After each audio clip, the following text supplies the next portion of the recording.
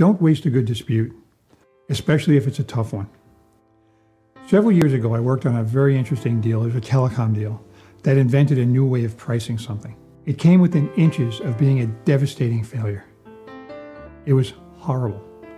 The vendor was killing themselves and disappointing their customer at every turn. Finally, we got the deal teams back together and had a talk. So it was kind of cool because honestly, they were wrong and we had them. So on the day that we had our talk, the operational folks from our side got in the room before anybody else. They were almost literally eating popcorn and getting ready to watch the fireworks. Then the vendor deal team came into the room next, and then our team walked in. The tension was thick enough to cut with a knife. I was leading the negotiation and I walked in last.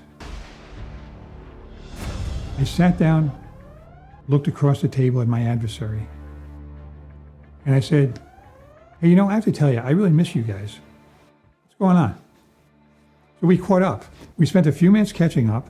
Then I put my best game face on and I said, hey, what the heck happened anyway? I never saw this coming. The business lead on the other side stood up and in an exasperated voice, he said, Ed, it turned out that we just couldn't get the cross-group cooperation that we thought we would. Now think about that for a second.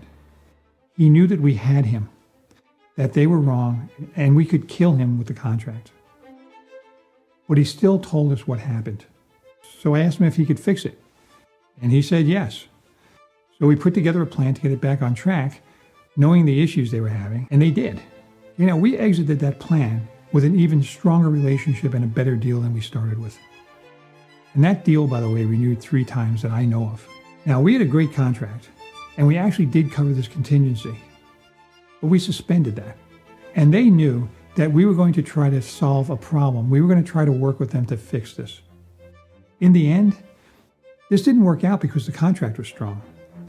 This worked out because we built relationship resiliency during negotiations. Many times the best relationships are built as a result of working through hard times.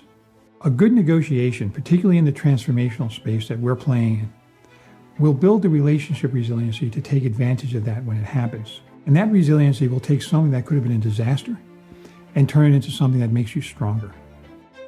And that's how you win at doing transformational negotiations.